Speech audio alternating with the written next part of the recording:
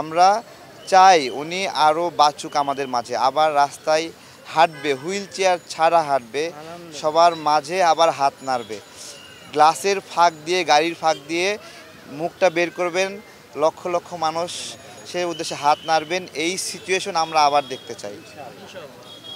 আমরা কিন্তু আওয়ামী লীগের নিয়োগ দেওয়া রাষ্ট্রপতিকে সহ্য করছি, এটা কিন্তু ইতিহাসে লেখা থাকবে যে এত বড় একটা রিজিম চেঞ্জের পরেও তাদের রেখে যাওয়া রাষ্ট্রপতিকে আমরা অনেক বেশি তুলকালাম করিনি।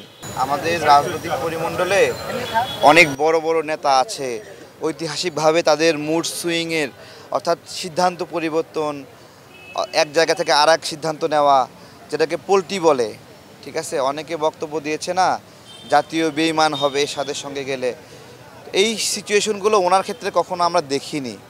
যেটা বলছেন তো বলছেন, সেভাবেই রাজনীতিটা করছেন আর কি। আর জাতীয়তাবাদী শক্তি অভিভাবক হিসেবে বেগম জিয়া আছেন। এই অবস্থা এমন যে দেখবেন যে ওনাদের কোনো বিদেশি শক্তির সাথে গোপন মিটিং অথবা প্রকাশ্য মিটিং অথবা অনেক সখ্যতা দেখানোর কোনো তৎপরতা আমরা দেখি না।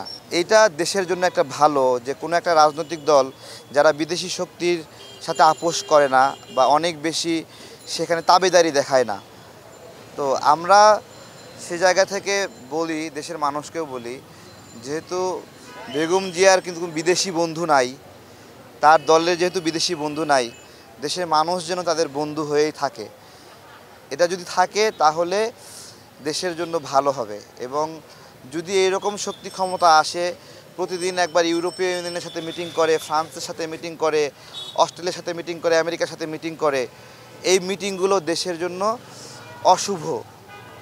রাষ্ট্র হিসেবে রাষ্ট্র এই মিটিং করতে পারে, কিন্তু রাষ্ট্র ক্ষমতায় না থেকে কোনো রাজনৈতিক দল এই ধরনের মিটিং করা মানে এটা একটা ষড়যন্ত্র।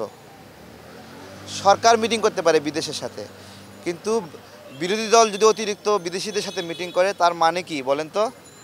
তো এইটা বিএনপি কখনো করে না, এবং এই করে না বলেই 16 বছর তারা ক্ষমতার বাহিরে ছিল, তাদেরকে কেউই সমর্থন দেয়নি। ওই সেই পর্যায়ে ওই যে পিটার হাস আছে না, শ্রীলঙ্কা না মালদ্বীপে পরে চলে গেল নির্বাচনের সময় এসা, এই রকমই। ওই জায়গায় বিএনপি যদি আমেরিকার সাথে লিয়াজো করতো তাহলে সে যাইতো না নিশ্চিত।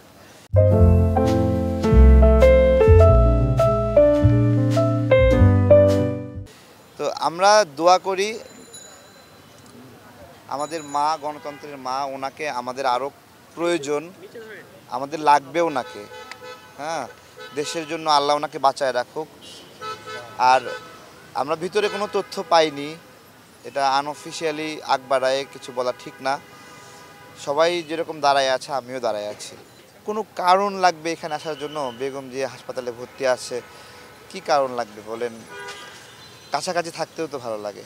অনেক আগে আমরা বিভিন্ন হিস্টোরিক মুভিগুলোতে দেখি যে কোনো গুরুত্বপূর্ণ রাজা বা কেউ অসুস্থ হলে দেশ বিদেশে পাহাড় পর্বত পেরিয়ে কোথাও যদি কোনো ওষুধ পাওয়া যায় সেই ওষুধটা আনার জন্য কতগুলো টিম পাঠাতো, চেষ্টা করত।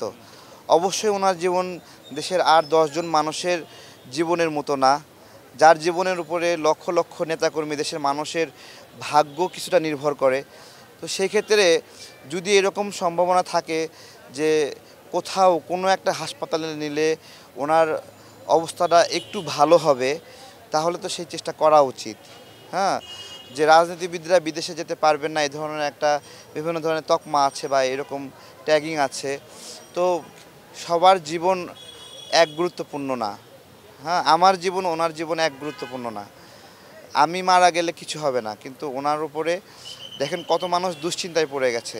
এবং উনি 5 তারিখের পরে কত সুন্দর করে বললেন যে সবাই শান্ত থাকেন, প্রতিশোধ নেওয়া যাবে না। এই যে জাতীয়তাবাদী দলের একটা সিদ্ধান্ত যে শান্ত থাকবে, প্রতিশোধ নেবে না, দেখেন তার প্রেক্ষিতে একটু আগে বলছিলাম যে আমরা কিন্তু আওয়ামী লীগের নিয়োগ দেওয়া রাষ্ট্রপতিকে সহ্য করছি, এটা কিন্তু ইতিহাসে লেখা থাকবে যে এত বড় একটা রিজিম চেঞ্জের পরেও তাদের রেখে যাওয়া রাষ্ট্রপতিকে আমরা অনেক বেশি তুলকালাম করিনি। এবং সেই সময়ে সেনাপ্রধান যিনি ছিলেন তিনি এখনও দেশে শান্তি শৃঙ্খলা রক্ষায় ভূমিকা রাখছেন, এবং তাকে অনেক বেশি অস্বস্তিতে, অনেকে ফেলছে অস্বস্তিতে, কিন্তু বিএনপির পক্ষে তাকে ফেলা হয়নি, আমরাও ফেলিনি। তো আমরা অ্যাডজাস্ট করতে পছন্দ করি। এই সহনশীলতা বেগম জিয়া শিখিয়েছেন। আমরা চাই উনি আরও বাঁচুক আমাদের মাঝে, আবার রাস্তায় হাঁটবে, হুইল চেয়ার ছাড়া হাঁটবে, সবার মাঝে আবার হাত নাড়বে। গ্লাসের ফাঁক দিয়ে, গাড়ির ফাঁক দিয়ে মুখটা বের করবেন, লক্ষ লক্ষ মানুষ সে উদ্দেশ্যে হাত নাড়বেন। এই সিচুয়েশন আমরা আবার দেখতে চাই।